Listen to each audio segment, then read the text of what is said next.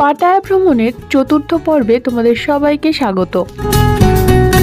এটা হচ্ছে পাটায়ার বিখ্যাত টিফানি শো এর সিটিং অ্যারেঞ্জমেন্ট। বিভিন্ন রেট অনুযায়ী বিভিন্ন রকমের হয়। এখন দাঁড়িয়ে আছি পাটায়ার সেকেন্ড রোডে 7-Eleven-এর সামনে একটি বুকিং সেন্টারে, যেখান থেকে পাটায়ার বিভিন্ন অ্যাক্টিভিটিগুলো তোমরা বুক করতে পারবে। এছাড়াও এরা কার সার্ভিসও প্রোভাইড করে থাকেন। স্ক্রিনে দেওয়া ফোন নাম্বার থেকে তোমরা এদের সাথে যোগাযোগ করে নিতে পারো। পাটায়ার সাথে সাথে এর পার্শ্ববর্তী কোরাল আইল্যান্ডে ভিজিটের প্ল্যানও তোমরা এখান থেকে নিতে পারো। এনাদের মতো আরো বেশ কয়েকটি সেন্টারের নাম এবং ফোন নাম্বার আমি ভিডিওতে তুলে ধরলাম। তোমরা নেগোশিয়েবল রেটে এনাদের যে কোনো কারোর সাথেই যোগাযোগ করে নিতে পারো। আজকে ট্রিপের হিসেব মতো দ্বিতীয় দিন। আজকে আমরা প্ল্যান করেছিলাম ব্রেকফাস্ট করেই বেরিয়ে পড়ব কোরাল আইল্যান্ড ভিজিটিংয়ে। Pattaya road 2। কালকে রাতে এখানেই সোহো টাউনে ঘুরে দেখেছি। আমার সাথে পাটায়া ঘুরতে তোমাদের কেমন লাগছে অবশ্যই কমেন্ট করে জানিও। ভালো লাগলে ভিডিওটাকে একটা লাইক করে দিও। আর ভিডিওগুলো ইনফরমেটিভ মনে হলে বন্ধুদের সাথেও শেয়ার করতে পারো। আর আমার চ্যানেলে নতুন হলে সাবস্ক্রাইব করতে ভুলো না। গন্তব্য হলো পাটায়ার কো লান বা কোরাল আইল্যান্ড। থাইল্যান্ড ভাষায় কো কথার অর্থ হলো দ্বীপ, আর লান হলো এই দ্বীপটার নাম। পাটায়া বিচ থেকে কো লানে যেতে 40 থেকে 45 মিনিট বোটে সময় লাগে। এখন দাঁড়িয়ে আছি পাটায়া বিচের সামনে। সমুদ্রের গাঢ় নীল জল এবং সাদা বালি দিয়ে পাটায়া বিচ সুসজ্জিত। এই বিচেও করা যায় বিভিন্ন রকমের অ্যাক্টিভিটি।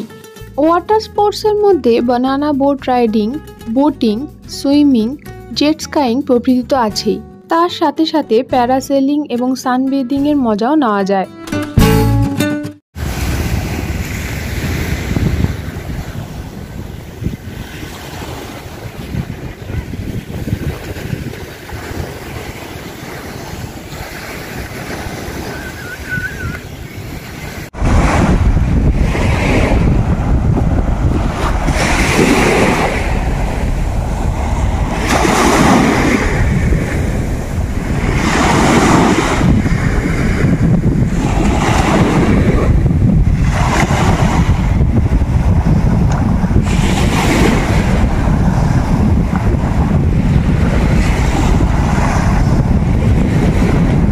এসে গেছে আমাদের স্পিড বোট। এই স্পিড বোটটি বুক করতে আমাদের খরচা হয়েছিল 3000 বাটসের মতো। সময় লেগেছিল প্রায় 20 থেকে 25 মিনিট কো লানে পৌঁছাতে।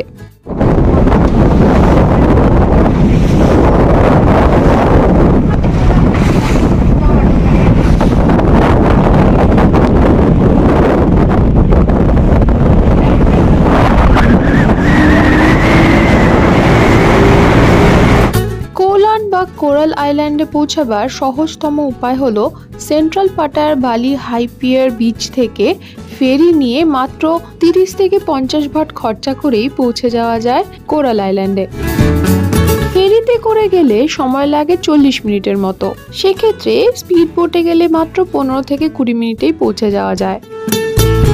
পৌঁছে গেছি কো লান বা কোরাল আইল্যান্ডে। নীল সবুজ সমুদ্রের সাদা বালিতে একটা শান্ত স্নিগ্ধ সমুদ্র সৈকত হচ্ছে কো লান বা পাটায়ার কোরাল আইল্যান্ড। যারা শপিং করতে ভালোবাসো তাদের জন্য বলি, এখানে বিচ ওয়্যার ছেলেদের এবং মেয়েদের উভয়েরই খুব সুন্দর সুন্দর পাওয়া যাচ্ছিল এবং দামও বেশ রিজনেবল ছিল। মোটামুটি 200 থেকে 300 বাটের মধ্যে ভালো রকমের সুইম স্যুট বা বিচ ওয়্যার পাওয়া যাচ্ছিল। এছাড়াও পাওয়া যাচ্ছিল বিভিন্ন রকম টোট ব্যাগ এবং সানগ্লাসেস।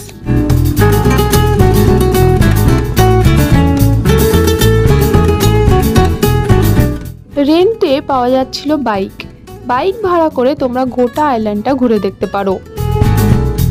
আমার সাজেশন যদি নাও তবে অবশ্যই একটা প্যাকেজ বুক করে এসো। প্যাকেজের সুবিধা হলো হোটেল থেকেই পিক অ্যান্ড ড্রপ থাকে, আর এখানে লাঞ্চও ইনক্লুডেড থাকে, যেখানে প্রপার থাই ফুড সার্ভ করা হয়।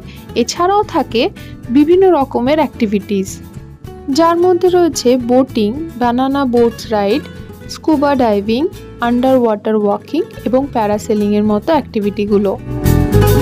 প্যাকেজ ছাড়াও এই অ্যাক্টিভিটিগুলো করা যায়, সেক্ষেত্রে অনেক বেশি টাকা তোমাদের গুনতে হতে পারে। শেডের মধ্যে এই যে চেয়ারগুলো পাতা রয়েছে, এদের ভাড়া ছিল পার চেয়ার 100 ওয়াটস করে। তোমরা চাইলে যতক্ষণ খুশি এখানে বসতে পারো। বোটিং তো আছেই, তার সাথে snorkelling, sea diving, scuba, parasailing, paragliding, kayaking, banana boat এইসব করা যায়। এই হচ্ছে ফোন নাম্বার। তোমাদের সুবিধার জন্য যে কটি ফোন নাম্বার আমি জোগাড় করতে পেরেছিলাম সব কটি ভিডিওতে তুলে ধরার চেষ্টা করলাম। আইল্যান্ডগুলোর এক দুর্দান্ত ভিউ পাওয়ার জন্য অনেকেই প্যারাসেলিং করছেন। শুধুমাত্র অ্যাডভেঞ্চার লাভার বা শপিং লাভারদের জন্য নয়, খাদ্য রসিকদের জন্য কিন্তু এখানে অনেক অপশন রয়েছে। এখানে রয়েছে প্রচুর রেস্টুরেন্ট, যাদেরকে বলে রাখলে তারা তোমাকে সি বিচে এসে খাবার সার্ভ করে যাবে। অথেন্টিক থাই ফুড এনজয় করতে করতে তোমরা তোমাদের লেজার টাইম স্পেন্ড করতে পারো।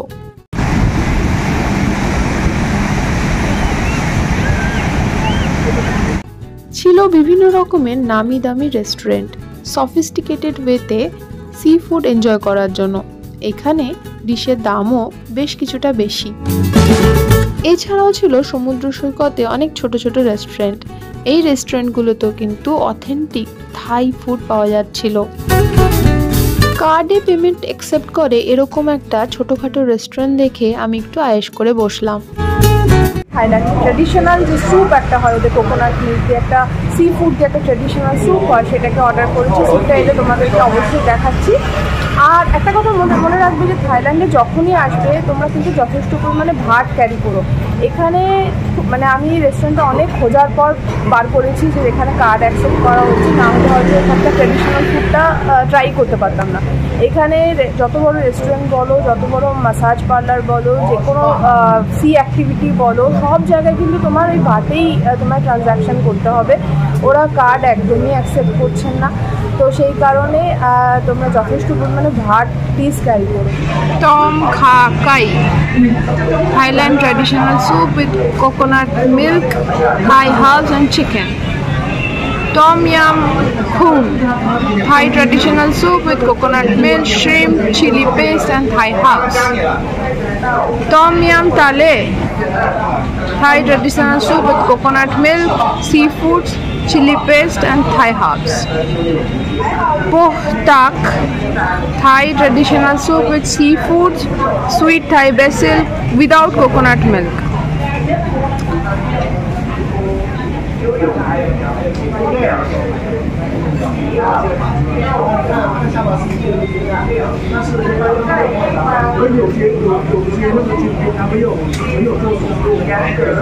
এই আর একটা পাওয়া গেছে যেটা আমি অর্ডার করেছিলাম, Tom Kha Talay Thai traditional soup with coconut milk, Thai herbs, sea foods, non spice. তো এইগুলো মোটামুটি থাইল্যান্ডে যদি ট্র্যাডিশনাল স্যুপ ট্রাই করতে চাও তার ভান্ডার। এসে গেছে।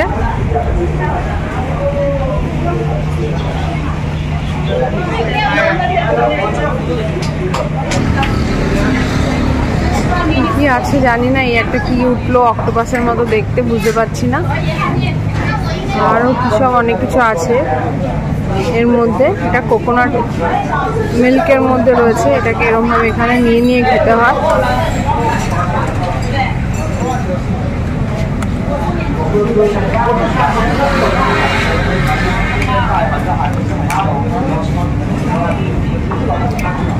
দেখো আগুন জ্বলছে, এবারে আগুন জ্বালিয়ে দিয়েছে একটা, যাতে করে স্যুপটা এরকম ধোয়া উঠে। এটা মনে হচ্ছে ইয়ের ভেতরে যেটা থাকে, ঝিনুকের ভেতরে থাকে এটা, সেটা মনে হচ্ছে। খেয়েই নি, যা হবে হবে।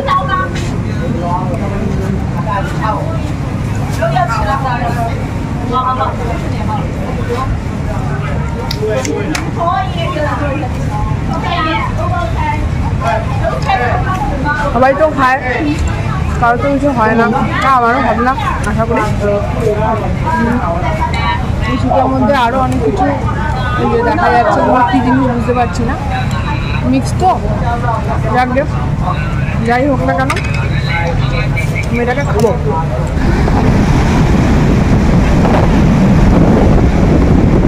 খাওয়া দাওয়া শেষ, এবার ফেরার পালা।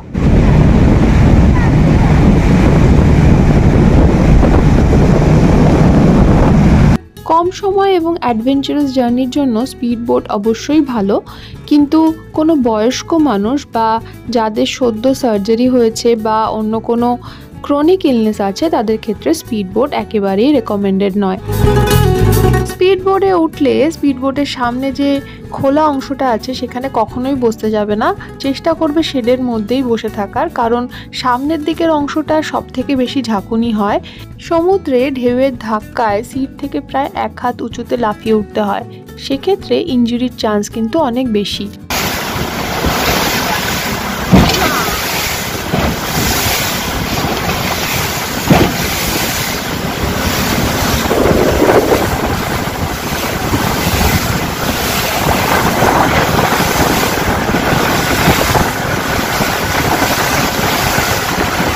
আমাদের বোট এগিয়ে চলল কোরাল আইল্যান্ড থেকে পাটায়া বিচের দিকে। স্পিড বোটে থেকে ভিডিও করা যে কতটা ডিফিকাল্ট সেটা তখন হাড়ে হাড়ে টের পেয়েছিলাম। সমুদ্রের ঢেউ ভেদ করে আমাদের বোটটা তিরিং তিরিং করে লাফাতে লাফাতে এগিয়ে চলল। অবশেষে ডাঙা। তোমাদের সাথে আবার দেখা হবে আমার পরবর্তী ভিডিওতে, ততদিন সবাই খুব ভালো থেকো। এখন তবে আসি, বাই।